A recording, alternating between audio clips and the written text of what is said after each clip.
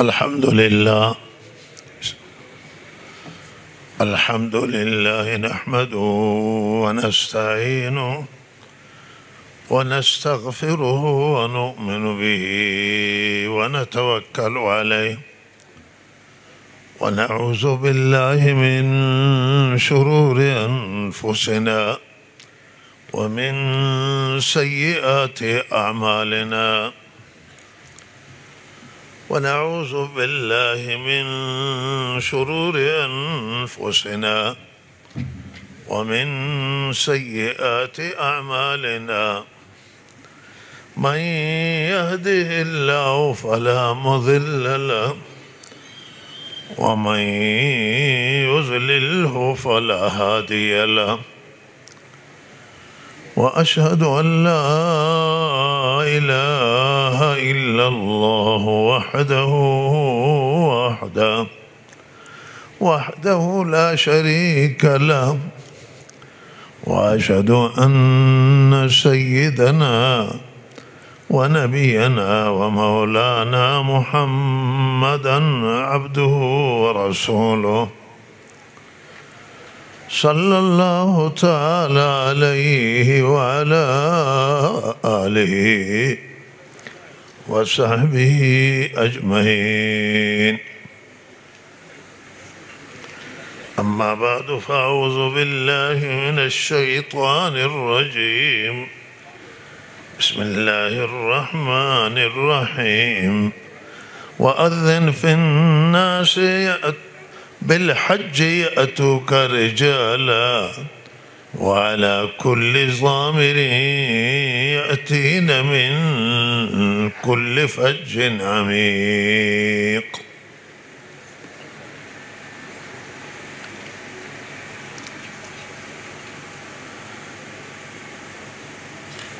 الله تعالى را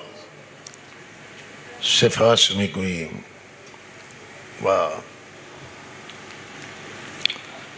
قدردانی میکنیم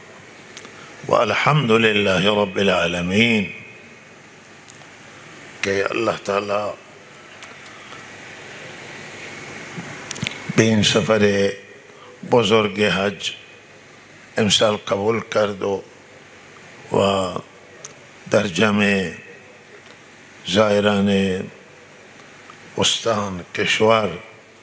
و زائران همه دنیا حجاج همه دنیا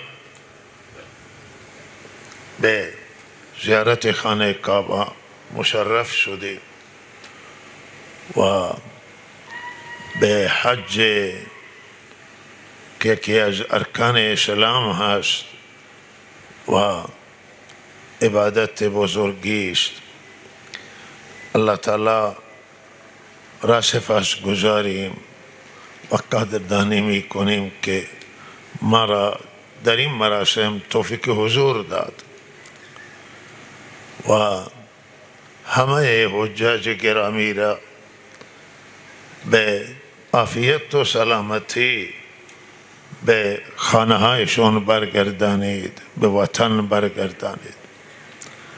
پریشانی های شما، نگرانی های شما برای حجاجتون قابل درک بود، برای اینکه شرایط و جو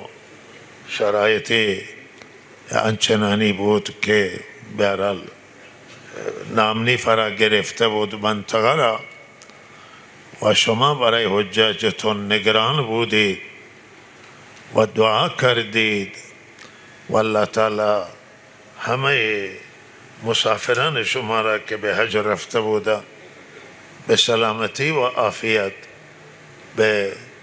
وطن برگردانید. سرورانم دین اسلام دین ماندگار تا قیامت هست،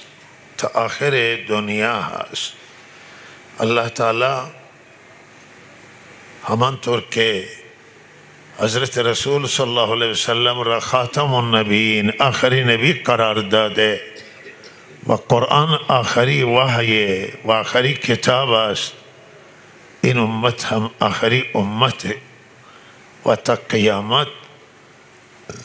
این این امت جریان داره، دین اسلام جریان داره و الله تعالی برای آنکه اسلام تا قیامت باقی بمانه همه تدبیرهای لازم را الله تعالی برای این دین قرار داد و نشان داد که این دین یک دین جامع است و یک دین کامل است و یک دین فراگیر در زندگی و همه نیازهای زندگی. ولذا شما بینید که حج هست، نمازهای جمعه هستند، نمازهای یومیه 5 وقت که مردم محله جمع می شوند. در جمعه مردم شهر جمع می شوند و یک جا نماز برگزار می کنند و در روز عید شهر و اطراف همه اجتماع می کنند و در روز حج همه مردم از اکناف و اطراف عالم و همه جهان بر رنگهای مختلف، با پوستهای مختلف، زبان مختلف، لباس مختلف، فرهنگ مختلف، اما همه اینها با این اختلاف و تنوع یک چیز را فریاد میزنند و او لبیک اللهم لبیک فریاد میزنند که پروردگار ما حاضر خدمتیم، گوش به فرمان تو هستیم و از تو فرمان میبریم. همه اظهار فرمان برداری، شعار فرمان برداری را سر میدهند، شعار اطاعت از پروردگار را سر میدهند و شعار غلامی را سر میدهند. لبیک اللهم لبیک لبیک لا شریک لک لبیک، به وحدانیت الله اقرار میکنند و میگن که تنها غلام الله تعالی هستند، غلام حلقه به گوش الله و اقرار به وحدانیت خدا، اقرار به توحید الله تعالی میکنند همه و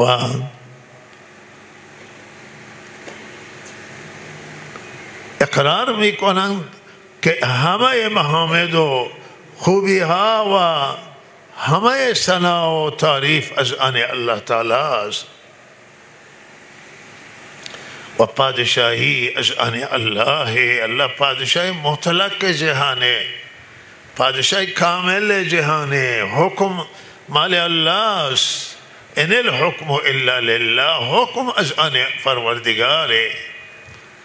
و او احکم الحاکمین و مالک الملک. و حاجیها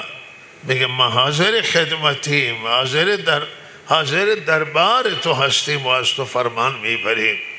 این شعار تمام حاجی ها هم یک است. این حاجی از هر قاره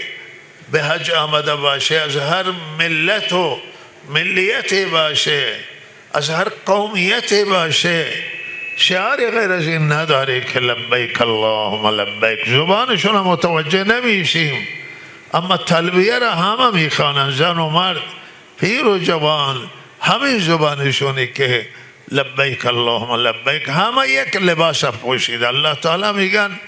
که تمامتون باید یک لباس فرم به تن بکنید و لباس فرم همین 2 تا چادرن که یکی بالا میپوشه و یکی لانک میبنده، به اصطلاح به کمر میبنده و همه به یک لباس. همه دمپایی به تن بکنید. اجازه پوشیدن کفش برای مردان نیست و همه به صورت لباس فرم و ساده به بارگاه من حاضر باشید. والله یک مساوات بین همه برقرار میکنند، همه مساوی هم به بارگاه الله تعالی. هر کسی هر جایگاه و مقامی داره، اگر این لباس نپوشه و احرام نبنده، لحاظ او حجش صحیح نمی شود. آموزه بزرگی در حج هست و الله تعالی در حج آموزش گذاشته که اگر ما فکر کنیم که حج چه اندازه عبادت جامعی است و عبادت بزرگی، شما ببینید که عبادت ها یا مالی مثل زکات، صدقات و خیرات و یا عبادت ها بدنی و جانی مثل روزه، نماز، ولی حج نه. حج عبادت جامع از مال و از جان هر دو تا مصرف میشه. ولهذا از اینجا شما اندازه بکنید که فضیلت حج چه اندازه، جایگاه چه اندازه، هم مال مصرف می شود و هم جان مصرف میشه، هم جان به زحمت میفته، به تکلیف میفته، رنج تحمل میکنه انسان بسیاری اوقات هست، ولی چون در راه الله برای الله همون رنج ها لذیذه، همون زحمت ها لذیذ هست، لذت بخشه، چون برای الله تعالی است. ولهذا عبادت جامع بین مال و جان. و شما ببینید که توی عبادت چه در نظر گرفته شده است و میبینید که در این عبادت هم ملاقات این تمام بندگان، بالاخره میلیون ها انسان یا 2 میلیون 3 میلیون 1,600,000 امسال آمار داده بودند که حاجی از وطن بیرون آمده، اینجا مسافر آمده شرکت کرده به حج و لحظه این تمامی حاجی ها اجتماع می کنند. ببینید این هم از کمال حج و بزرگی حج که تمام انسان ها را و نمونه از انسان ها، همه قومیت ها و ملت ها الله میاره اونجا جمع میکنه و از هر زبان و از هر رنگ و پوست و این هم میآیند، همه در یک صحنه، در یک پشت سر یک امام نماز میخوانند، اقتدا میکنند، همه به رکوع میرن، با هم به سجده میرن و همه روز عرفات به صحرای عرفات حضور پیدا میکنن. این حج یک مراسمه که جمع بین تمام سلایق مختلف، لباسهای مختلف، فرهنگهای مختلف و گویش و زبان مختلف و اینها را الله میاره جمع میکنه یک جا در یک لباس و در یک شعار واحد که تلبیه است جمع می کند و این ویژگی این عبادت اجتماع بین مال و جان که مال و جان مصرف میشه، اجتماع بین تمام سلیقه ها و اخلاق های گوناگون و جای تعجب اینه و حیرت انگیز این مسئله که الله دستور داده که الحج اشهر معلومات فمن فرض فیهن الحج فلا رفث ولا فسوق ولا جدال فی الحج. الله فرموده هر کسی که در این ماهای مشخص که حج انجام میشه حج برو فرض شد و او به حج آمد، ببینید اینجا فحش و بدگویی، جای فحش و بدگویی نیست، اینجا زبان باید کنترل کرد و فسوق گناه نیست و جدال هم نیست. الله میگه نه، این نمیگه که گناه نکنید، جدال و جر و بحث نکنید و میگه که نمیگه بدگویی نکنید و فحش ندید، بلکه الله میگه اینها در حج وجود ندارن، وجود در حج ندارن، نفی میکنه که در او خیلی مبالغه بیشتری از اون نهی، ولهذا الله میگه اینا نیستن و واقعا اونطور که الله میگه نیستن. شما نمیبینید کسی فحش بده از این چند میلیون نفر که با هم جمعن و با هم نماز میخوانند، با هم راه میروند و نمیبینید که اونجا دو تا کسی دنبال گناه باشه گناه نمیکنه بلکه از گناه توبه میکنه آنجا و پشیمانی ظاهر میکنند، گریه میکنند بر گناه های خودش. هر کسی رو بینی دستش بلنده و اشک بسیاری سرازیری و گریه میکنند. و کسانی که انسان فکر نمیکنه میبینه که با چه عاجزی اینها و درماندگی به بارگاه الله تضرع زاری میکنند. و عزیزان من، اونجا الله فرموده جدال نیست، دو تا حاجی هم درگیر نمیشه، نیاز به پلیس نیست، به امنیتی نیاز نیست که مواظب باشه که حاجی درگیر نباشن. نه اونا میدونن که حاجی با هم درگیر نمیشن. حاجی ها این امنیتشون را الله اونجا با یک جمله که فرموده برای امنیت اونها را تضمین کرده و فرموده و من دخله کان آمن، هر کسی اینجا داخل بشه در امانه. الله فرموده و در امانه، هیچ کسی حق نداره به کسی دراز کنه و کسی آسایشش را از بین ببره و او را ناامن بکنه. ولهذا اونجا جای امنیت و آمن کرده. و ابراهیم هم دعا کردن رب جل هذا البلد آمنا. ولی دعا ابراهیم بود که خدای شهر مکه را شهر امنی بگردان. والله چگونه او را آمن قرار داد و من دخله کان امن، حرم قرار داد که حتی گیاهش را کسی نمیتونه بکنه، حشراش را کسی نمیتونه بکشه بزنه، شکارش را نمیتونه کسی بزنه. آنجا شکارها در امانن، کبوترها به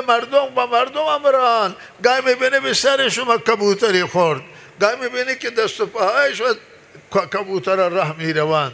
ولهذا هیچ کسی به هیچ چیزی نگاه نمیکنه، چرا که الله اینجا را حرم قرار داده و همه چیز را اینجا در امان قرار داده است. و این یکی از نمونه های که الله میگه با شما چگونه زندگی کنید توی دنیا. درسی و کلاسی است و یک به اصطلاح کارگاه آموزشی است که آموزش میده که شما باید به نوع زندگی بکنید که همه از دست و زبان شما در امان باشه. همانطور که در حدیث صحیح آمده است که مؤمن کسی است که همه مردم از دست و زبان، مسلمان کسی است که همه مردم از دست و زبان او در امان باشه. والله آموزش میده که به کسی ضرر نرسونید، کسی را ناامن نکنید، همدردی داشته باشید، انسانیت باشه، مسلمانی حقیقی و واقعی را شما داشته باشید، مسلمان بر حق باشید، مسلمان ادعایی نباشید. و این آموزشی که الله اونجا میدهد، از آموزش های آنجا اینه که انسان ها را الله میگه شما اونجا هم تضرع، یک بار حاجی گریه میکنه، تضرع و زاری و دعایه و طواف خانه کعبه بر اطراف خانه کعبه دور میزنه. 7 دور که میزنه یک طواف حساب میشه، 2 رکعت نماز ادا میکند. و این طواف و دور زدن کنار خانه کعبه و این حاضری به بارگاه الله تعالی که من بر مطابق با دستور تو و مطابق با امر تو طواف میکنم و دور میزنم و پروردگارا گرد خانه کعبه میگردم که محور بزرگ الله تعالی قرار داده است و قبله عالم، قبله جهان، مرکز رحمتهای الهی است و مورد توجه خاص الله و دستور الله. شما خانه کعبه را طواف بکنید و دور بزنید و دور بزنید. بعضی هست که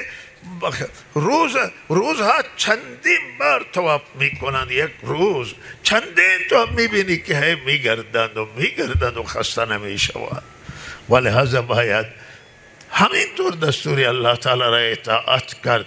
و حول فرمان الهی باید دور زد و طواف کرد. و گاهی میبینی که حاجی در طواف دعا میکنه، یک دفعه میبینی گاهی که شانه ها را تکان میده، همانطور که پهلوان یک مبارز در میدان مبارزه و در مقابل رقیبش شانه را تکان میده و این تکان دادن برای آنه که میگه که شما باید در مقابل دشمنانی که نابودی شما را میخواهند، نابودی دینتون را میخواهند، شما در مقابل اونها باید سلامت از خود نشان بدید، قربانی نشان بدید. دین جهاد داره و جهاد در مقابل کسانی است که فتنه می آفرینند و فساد می آفرینند، درست می کنند و تکبر و غرور دارند و می خواهند که دین خدا را از بین ببرند، می خواهند که شما را لطفار کنند و لحاظا در مقابل اونها الله تعالی این دستور داد و جهاد قوه دفاعیه و برای دفع شر دشمنه، دفع فتنه، دفع فساد، دفع تکبر و غرور و طغیان و سرکشی است. به جای خود برحق و عزیزان من در همین میبینید که بین صفا و مروه حاجیان میدوند و همه در هر مقام اینجا میدوند. اونجایی که حضرت اسماعیل دویده، حضرت هاجره دویده است و بین صفا و مروه 7 دور زده، 2 تا تپکوان که حاجیه دیدن دور میزنه و بین همون رودخانه اونجا بوده و حضرت هاجره اسماعیل ندیده این لحظات که او دست و پا میزنه از تشنگی و داد و بیداد میکنه از تشنگی و این جهت دویده و الله میگه که نه، این در راستای اطاعت من، فرمان برداری من باید بدوید. صاحب بنای تلاش و کوشش و شما با کوشش و تلاش وقت اذان داده شد دیگه سفره را تعطیل بکنید، دیگه کارایتون ویل بکنید و به نماز جمعه بیایید و لحاظا باید سعی کرد برای اطاعت از الله و فرمان برداری از الله، تمام تلاش و کوشش را به کار برد تا اینکه از الله تعالی فرمان برداری بشه. و شما بینید توی حج در جنگ با شیطانه و شیطان سنگ میزنند اونجا، گوسفند میکشند و این دم تمتع قران قربانی میکشند بسیاری و لحاظا این قربانی ماله برای الله سبحانه و تعالی است و همانطور که قربانی جان قربانی مال است و زدن شیطان به معنای درگیر شدن به شیطان و جنگیدن به شیطان، جنگیدن به نفس و فرمودن والمجاهد من جاهد نفسه فی طاعت الله، مجاهدونه که بجنگ به نفسش در راه اطاعت از خدا، نفس مجبور بکنه که از الله اطاعت کنه، از الله فرمان ببره، تحت فرمان الله باشه، گناه را ترک کنه، به حق دیگران طغیان نکنه، مردم آزاری نکنه و نفس میخواد این مسائل انجام بگیره و شما در مقابل نفس بیستید و این مجاهده و شیطان انجا سنگ میزنن جایی که حضرت ابراهیم سنگ زده. چرا ابراهیم میخواست اسماعیل را قربانی بکنن و شیطان راه ابراهیم و اسماعیل را سد کرد آنجایی که میخواست فرزندش را به منع ببره و لحاظ ابراهیم شیطان سنگ زد و الله را ای عمل پسند شد تا قیامت کسانی که حج میکنن باید آنجا اون نماد شیطان را اونجا سنگ بزنن و این الله میگه شیاطین اطاعت نکنید، فرمان نبرید، بلکه به شیاطین بجنگید، با نفس بجنگید، چرا که نفس و شیطان هر دو دشمن خداند و دشمن شما هستند. با دشمن کنار نیایید، دشمنی که با شما کنار به هیچ صورت نمی آید، این دشمنی است که دشمنای انسانی کنار می آید با شما، ولی دشمن این شیطان چیزی نیست که کنار بیاید و با شما سازش بکنه، با شما صلح بکنه و نفس هم همین طوره و لذت آخر زندگی باید با نفس جنگید و خلاف خواسته های نفس را انجام داد و از الله اطاعت کرد، در راستای اطاعت الله نفس را باید مجبور کرد که اطاعت الله اولاتر و مهمه. باید نفس باید الله تعالی را اطاعت کنیم. و عزیزان من، روز عرفه جمع اجتماع بین بنده و بین رب، و آنجا عرفات جایی است که الله تعالی از هر جای در عرفات، روز عرفات نزدیکتر به بندگان، الله به بندگانش نزدیک قرار میگیره. این اجتماع رب و اجتماع بندگانه. و انجاست که بندگان اونهایی که قلبشون سختم باشه و اونها هم به فریاد در میآیند و به گریه و داد و بیداد در میآیند. این نتیجه این قرب ربه و نزدیک شدن ربه و فریاد از سر حاجی ها بلند میشه و گریه میکنند آنجا. و این یک نمونه دیگری که وقت انسان اطاعت میکنه از الله، الله با او قریب میشه، الله با او نزدیک میشه، الله با محسنین نزدیکه، الله با متقین نزدیکه، الله با حلال خاران نزدیکه، الله تعالی با راستگویان نزدیکه، الله با امانتداران نزدیکه، الله با ایمانداران نزدیکه، با مؤمنین نزدیکه. ولهذا عزیزان من، این حج به تمامی از اول تا آخر درسه و این تمام اجتماع، تمام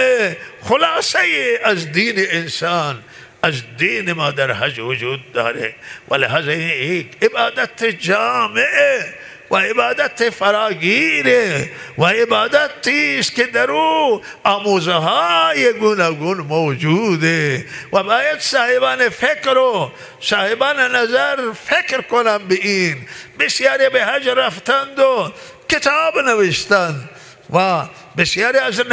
نویسندگان ابعاد گوناگون مختلف حج را بررسی کردند و حکمت ها را بررسی کردن. بسیاری در سن پیری رفتن به حج و بعد افسوس خوردن که ما ندانستیم و ما در زمان جوانی نیامدیم به حج که اون زمان توانایی داشتیم و آسانی بیشتر حج بکنیم. و حج یک عظمت اونجا هست، یک جلال و بزرگی آنجا هست که انسان حیرانه. این عظمت را هیچ جای دنیا شما نمیتوانید پیدا بکنید که در مراسم حج الله یه عظمتی به کار میبره و این عظمت بزرگی الله و این عظمت اجتماع عظیمه که در سطح دنیا بی نظیره و نظیر نداره، مثل و مانند نداره که چنان اجتماعی انجام بگیره بدون پلیس امنیت، بدون مأمور این انجام بگه. اگر مأمور اونجاست که حاجی راهنمایی میکنه که از این را برو از اون را برو و کمک میکنه حاجی را، برای امنیت حاجیان نیستن، چرا که حاجیان را در امان الله قرار داده و الله اونها را از جدل من کرده. ولهذا ای عزیزان من، آموزش بزرگ در ابعاد گوناگون حج وجود داره و وقتی که حج به پایان میرسه همه به دربار حضرت رسول صلی الله علیه وسلم میآید. اینجا چیز دیگری که انسان میآید، اینجا میبینید تمام حاجیان ساکتان میترسن که اینجا جای ادبه و بی ادبی از ما صورت نگیره. به دربار خلیل خدا، به دربار رحمت الهی و ما ارسلناک الا رحمت للعالمین، جایی که جبرائیل امین هم که آمدن دو زانو می نشستن جلوی آن حضرت صلی الله علیه وسلم، مانند شاگرده که جلو استاد می نشینه. این استاد بود که نه تاج بر سر بکنه و نه بر تخت پادشاهی بشینه، بلکه استاد به خاک می نشست و از سر خاک بلند می شد. این استادی است که در غارهای حرا و غارهای ثور آنجا بر سر سنگ خوابید و آنجا فکر کرد برای نجات بشریت، برای نجات انسانیت، که انسانیت چگونه نجات حاصل بکنه. آنجا رفت و به عظمت الهی، به بزرگی خدا فکر کرد و آنجا رفت و برای نجات انسان ها فکر کرد. این استاد و مربی است که تا آخر زندگی که رفت 2 روز متوالی از نان سیر نکرد و دیگه گرسنه رفت و دنیا را سیر کرد و همه سیر شدن به برکت و توجه او، به برکت فداکاری های او و تعلیم دادن به حکام دنیا و سلاطین دنیا که او زمانه بر سیرت حضرت رسول خواهند بود که متواضع باشند و تواضع کنند در مقابل مردم. و این استاد و مربی را الله تعلیم داد که تو بازو و شانهات را جلوی مردم پایین بیاور و با مردم به مؤمنین تواضع کن. و این به مربی، مرشد اعظم، خاتم النبیین، کسی که در صف انبیای و همه انبیا به افتخار دارن و او امام انبیا علیهم السلام، ولی وقتی کسی ببینه میدید نمیشناخت. روزی که هجرت کردن و به قبا آمدن و او جایی که قبل از جایی که الان مسجد قبای و حضرت اینجا آمدن چند روز اقامت ورزیدن، اونجا اهل قبا به دیدار آن حضرت جمع شدن، بسیاری خیال کردن که ابوبکر صدیق که خیال کردن که رسول الله ایشونه و تفاوتی نبود. و آخر که آفتاب گرم شد و حضرت ابوبکر صدیق سایه انداخت بر سر آن حضرت و چیزی نگاه داشت که زیر سایه قرار بگیره، متوجه شدن که این ابوبکر صدیق شاگرد و استاد حضرت محمد صلی الله علیه وسلم و اینقدر متواضع بود، اینقدر فروتن بود، دنیا جمع نکرد و دل به دنیا نداد، ولی دنیا را برای دیگران خواست که الله اینها را سیر کنه، روزی بده، هدایت بده، دنیا و آخرت مردم را آباد کرد و آخرت خود و دیگران آباد کرد، ولی به دنبال آبادی خود و اهل بیتش نشد. و خلفای راشدین بر همین سیرت حضرت رسول صلی الله علیه وسلم قرار گرفتن که دنیا را برای خود جمع نکردن، ولی برای دنیای دیگران را آباد کردن، دنیا را سیر کردن، آباد کردن و خودشون زیر بر قرض بودن. و قرضی که نه برای ساخت و ساز مصرف کنن، برای نان خود، نان بچه های خود، لباس بچه های خود قرض می گرفتن، زیر قرض بودن که از دنیا رفتن و قرضهای اونا را بعد از اونها به وصیت کردن به عزیزانشون که قرضهای اونا را ادا بکنه. این سیره رحمت للعالمینه. یه انسانه که الله رب العزت به عمر او سوگند یاد میکنه، به بقای حضرت رسول صلی الله علیه وسلم سوگند یاد میکنه و او انسانی که به خاک می نشینه و سر خاک بلند میشه، سر حسیر میخوابه و حسیر بر پالوهای آن حضرت اثر حسیر میفته وقتی که بلند میشود. و متواضع زندگی کردن، تواضع کردن و بزرگترین استاد ایمانه، بزرگترین استاد عمل کرده درسته و بزرگترین استاد اخلاق دنیاست. اخلاق آموختن و با اخلاق زندگی کردن، اخلاق نیک. الله تعالی اونجا که می آیند همه بی نفسان، همه خاموشان، همه اولیا، همه صلحا میآیند آنجا خود را گم میکنند. همه مجاهدان دنیا آنجا که میآیند عمل کرد خود را حقیر میدانند. وقتی که در خدمت مجاهد اعظم قرار میگیرند، وقتی که عابدان میآیند و عبادت خود را کم میدانند و احساس حقارت میکنند، ذاکران میآیند و ذکر خود را کم میدانند و احساس حقارت میکنند. همه علما و اندیشمندان و صاحبان عقل و فکر میآیند و آنجا شرمنده میشوند بر دستاورد خود، آنچه که دستاورد اونهای در مقابل دستاورد این استاد ناچیزه. و عزیزان من، این حجه که تویش تمام جامعه همه مسائل اجتماعی تویش وجود داره و نیایش و تضرع و زاری در اونها، قربانی در راه الله و مبارزه با نفس و شیطان و همه احکام حج و این سفر حج آموزنده هست و الله تعالی همه مهر حج نصیب بکنه، بار بار ببره و همه شما را و آنهایی که به حج رفتن الله اونها را استقامت عنایت بکنه و توبه کردن الله تعالی توفیق بده که به توبه عمل بکنه. اونجا که دامنه احد کسانی که میروند حیران میشن که اینجا چه رحمتی است، اینجا چه صحنه است، اینجا یک لشکر متجاوز آمده و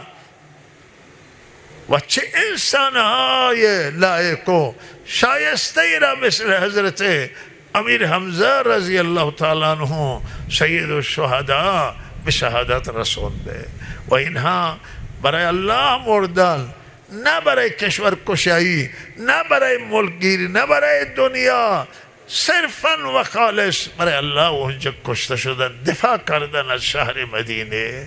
دفاع کردن از دینشون و از خودشون دفاع کردن و شهادت رسیدن. و قبرستان بقیع را میبینید که این قبرستان بقیع 10,000 صحابی معروفه که در اینجا دفنه، زن و مرد دفنن و همه صحابی اینا نیستن، بخشی از صحابیان و اکثر صحابی به دنیا رفتن و جاهای مختلف دفن شدند و قبر شدند. دنیا را دعوت الله دادن، برای اصلاح دنیا تلاش کردن و برای هدایت دنیا تلاش کردن. الله تعالی من و شما را نصیب بکنه و الله تعالی من و شما را حج بیت الله عنایت کنه، همه شما را ببره و گناه های همه من و شما را ببخشه. و به هر حال ما اینجا نبودیم و به هر حال این شرایط شنیدیم و بسیار متأثر شدیم و این جنگی که اینجا در گرفت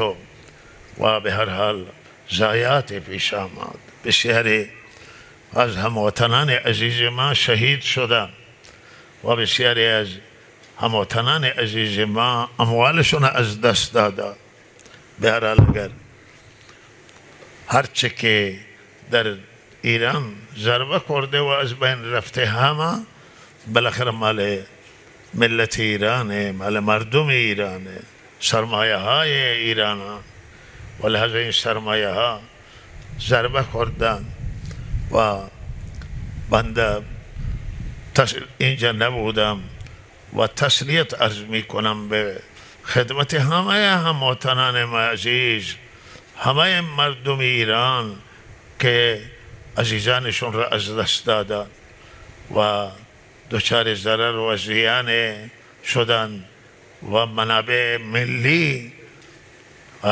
ضربه خوردن و بسیار به زیر سختهای کشور ضربه وارد شده و لحاظا عرض تسلیت دارم خدمت همه. و یک چیزی که اینجا قابل توجه هست و او اینه که با این حال که بسیار ناراضگی تو ایران موجوده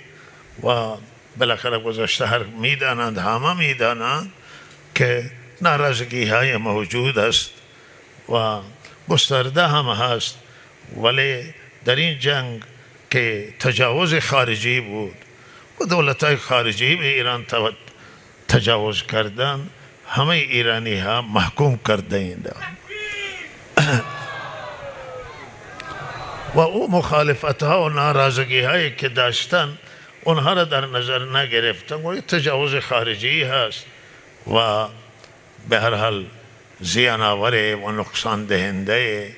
و هیچ کسی نباید بر کسی تجاوز بکنه از دولت ها و از ملت ها. و لحاظا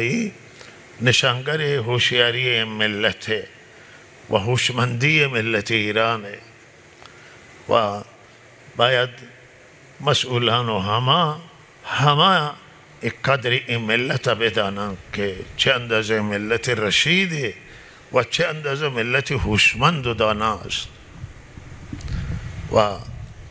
حق ملت بیشتر آنه که ما فکر میکنه و واقعا قدر ملت هم بیشتر از آنه که بنده و امثال بنده فکر میکنم و بهترین سیاست توی دنیا و از این سیاست بنده سیاست را بزرگتر نمیدانه برای حکومت که خدا را داشته باشه، رضایت الله تعالی را و رضایت مردمش را داشته باشه و این سیاستی که خود الله تعالی تعلیم داده و فرموده که یا ایها النبی حسبک الله و من اتبعک من المؤمنین، تو الله بس تو را و مؤمنین و لحاظا ملت، رضایت ملت و برآورده ساختن خواسته ملت و تن دادن به خواسته های به حق ملت، این بالاترین سیاستی و بزرگترین هوشمندیه و عقلانیت و الله تعالی همه ما را توفیق بده که درست فکر کنیم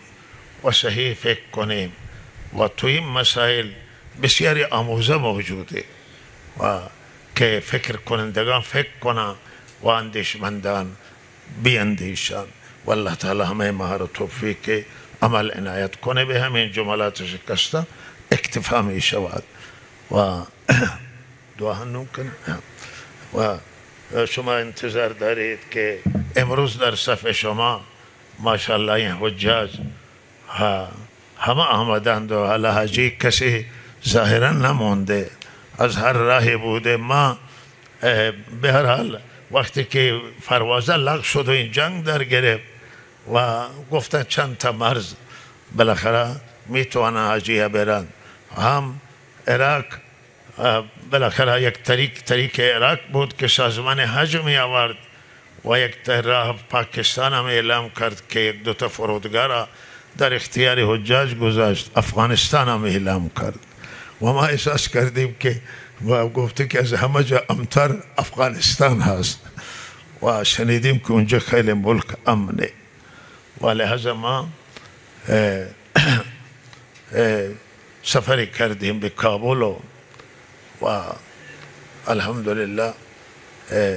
به سلامتی خدمت شما رسیدیم و واقعا جا داره که من تشکر کنم از برادران افغان خودم و مسئولان اونجا که بالاخره این حاجی ها را چند از احترام کرد، چند از اکرام کردن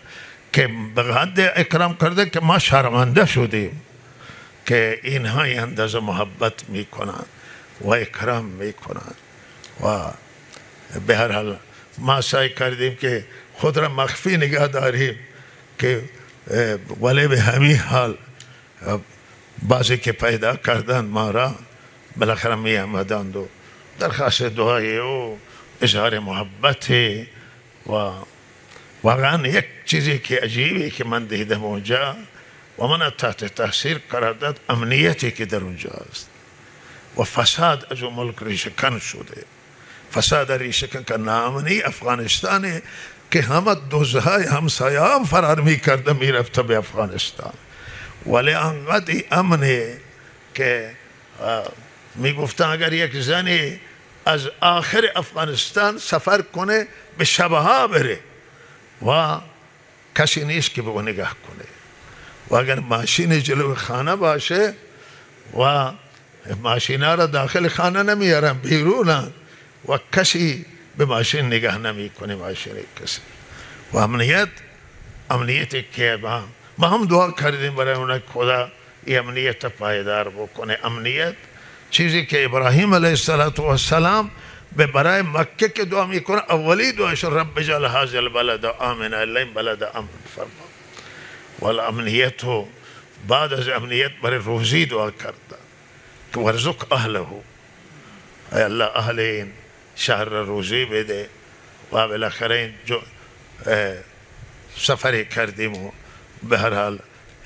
امروز آمدیم و به نعمتهای الله تعالی را شکر گذاریم. و ما برای همه کشورها دعا میکنیم، برای همه مسلمانان تو این سفر دعا شده، برای همه کشورهای اسلامی، برای وطن عزیز دعای زیاد شده است.